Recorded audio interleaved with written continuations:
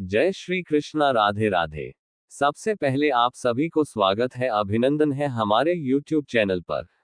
भगवान भोलेनाथ और माता पार्वती की कृपा आप सभी पर सदैव बनी रहे। वट सावित्री व्रत है। सबसे पहले आप सभी को वट सावित्री व्रत की हार्दिक शुभकामनाएं। जय जय श्री सत्यवान सावित्री माता, जय वट वृक्ष देव, जय श्री विष्णु भगवान, जय माता पार्वती। हे अखंड सौभाग्य प्रदान करने वाली माता सावित्री, आपने अपने पतिव्रत धर्म, तप और भक्ति से यमराज को भी अपने संकल्प के आगे झुका दिया। आज मैं श्रद्धा, विश्वास और भक्ति भाव से वट सावित्री व्रत एवं कथा का श्रवण पाठ करने जा रहा हूँ। हे माता, जैसे आपने अपने पति सत्यवान के प्राणों की रक्षा की, वैसे ही हमारे परिवार की रक्षा करना। हमारे घर में सुख, शांति, सौभाग्य, आरोग्य और समृद्धि बनाए रखना। सभी स्त्रियों को अखंड सौभाग्य प्रदान करना और सभी परिवारों पर अपनी कृपा बनाए रखना। अब मैं पूर्ण श्रद्धा और भक्ति से वट सावित्री व्रत कथा का प्रारंभ करती हूँ। कृपया कथा श्रवण का पुण्य प्रदान करें। बोलिए वट सावित्री माता की जय। सावित्री माता की जय। सत्यवान सावित्री अमर रहे।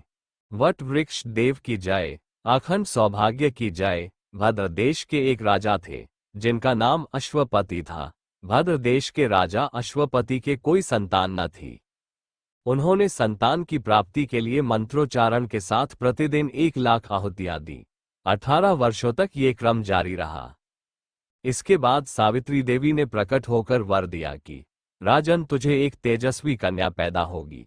सावित्री देवी की कृपा से जन्म लेने के कारण से कन्या का नाम सावित्री रखा गया। कन्या बड़ी होकर बेहद रूपवान हुई। योग्य वर न मिलने की वजह से सावित्री के पिता दुखी थे। उन्होंने कन्या को स्वयं वर तलाशने भेजा। सावित्री तपोवन में भटकने लगी। वहां साल देश के राजा द्युम्नसेन रहते थे। क्योंकि उनका राज्य किसी ने छीन लिया था, उनके पुत्र सत्यवान को देखकर सावित्री ने पति के रूप में उनका वरण किया। ऋषिराज नारद को जब ये बात पता चली तो वह राजा अश्वपति के पास पहुंचे और कहा कि हे राजन, यह क्या कर रहे हैं आप? सत्यवान गुणवान है, धर्मात्मा है और बलवान भी है, पर उसकी आयु बहुत छोटी है, वह अल्पायु है। 1 वर्ष के बाद ही उसकी मृत्यु हो जाएगी। ऋषिराज नारद की बात सुनकर राजा अश्वपति घोर चिंता में डूब गए। सावित्री ने उनसे कारण पूछा तो राजा ने कहा, पुत्री, तुमने जिस राजकुमार को अपने वर के रूप में चुना है वो अल्पायु है। तुम्हें किसी और को अपना जीवन साथी बनाना चाहिए। इस पर सावित्री ने कहा कि पिताजी, आर्य कन्याएं अपने पति का एक बार ही वरण करती है। राजा एक बार ही आज्ञा देता है और पंडित एक बार ही प्रतिज्ञा करते हैं और कन्यादान भी एक ही बार किया जाता है। सावित्री हठ करने लगी और बोली, मैं सत्यवान से ही विवाह करूंगी। राजा अश्वपति ने सावित्री का विवाह सत्यवान से कर दिया। सावित्री अपने ससुराल पहुंचते ही सास ससुर की सेवा करने लगी। समय बीतता चला गया। नारद मुनि ने सावित्री को पहले ही सत्यवान की मृत्यु के दिन के बारे में बता दिया था। वह दिन जैसे जैसे करीब आने लगा, सावित्री अधीर होने लगी। उन्होंने 3 दिन पहले से ही उपवास शुरू कर दिया। नारद मुनि द्वारा कथित निश्चित तिथि पर पितरों का पूजन किया। हर दिन की तरह सत्यवान उस दिन भी लकड़ी काटने जंगल चले गए। साथ में सावित्री भी गई। जंगल में पहुंचकर सत्यवान लकड़ी काटने के लिए एक पेड़ पर चढ़ गए। तभी उसके सिर में तेज दर्द होने लगा। दर्द से व्याकुल सत्यवान पेड़ से नीचे उतर गए। सावित्री अपना भविष्य समझ गई। सत्यवान के सिर को गोद में रखकर सावित्री सत्यवान का सिर सहलाने लगी। तभी वहां यमराज आते दिखे। यमराज अपने साथ सत्यवान को ले जाने लगे। सावित्री भी उनके पीछे पीछे चल पड़ी। यमराज ने सावित्री को समझाने की कोशिश की कि यही विधि का विधान है, लेकिन सावित्री नहीं मानी। सावित्री की निष्ठा और पतिपरायणता को देखकर यमराज ने सावित्री से कहा कि हे देवी, तुम धन्य हो, तुम मुझसे कोई भी वरदान मांगो। सावित्री ने कहा कि मेरे सास ससुर वनवासी और अंधे हैं, उन्हें आप दिव्य ज्योति प्रदान करें। यमराज ने कहा, ऐसा ही होगा, जाओ अब लौट जाओ।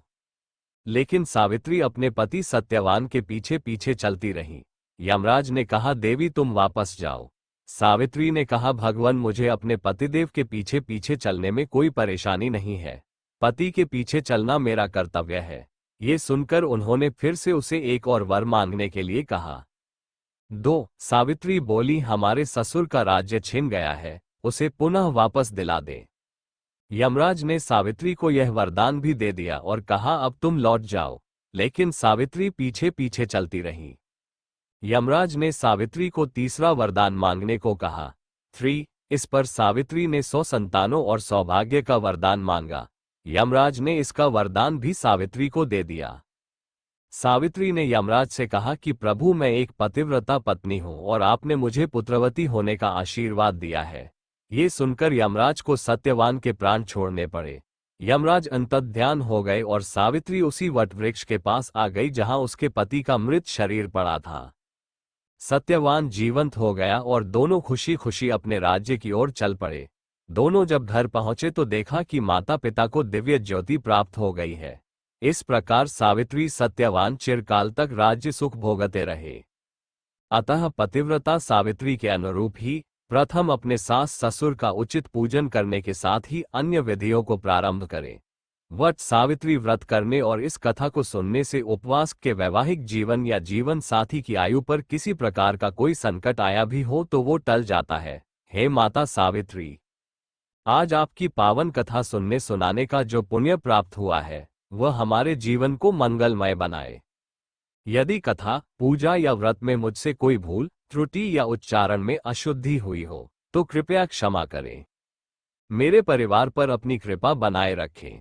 पति पत्नी के प्रेम, विश्वास और साथ को सदैव अटूट बनाए रखें। घर में सुख, शांति, धन धान्य, आरोग्य और संतानों का कल्याण बना रहे। हे वट वृक्ष देव, आपकी तरह हमारे परिवार की जड़ें भी मजबूत रहें और जीवन दीर्घायु एवं सुखमय हो। अब मैं श्रद्धापूर्वक इस वट सावित्री व्रत कथा का समापन करती हूँ। सबका मंगल हो, सबका कल्याण हो। बोलिए सत्यवान सावित्री माता की जय। वट वृक्ष देव की जय। सनातन धर्म की जय। आए अब हम सब मिलकर सावित्री माता की आरती करें। जय सावित्री माता मैया, जय सावित्री माता। सत्यवान संग विराजो, सबके मन को भाता। वट वृक्ष की पूजा पाकर सुख समृद्धि देती, भक्तों के जीवन में खुशियों की ज्योति भरती। जय सावित्री माता, अखंड सौभाग्य दायिनी, संकट सब हरती। श्रद्धा से जो पूजे उसकी झोली भरती। जय सावित्री माता। यमराज से प्राण बचाए, पतिव्रता की शक्ति तेरे चरणों में माता, सबकी अटल भक्ति। जय सावित्री माता, सुख शांति घर में आए, दुख दरिद्र मिट जाए।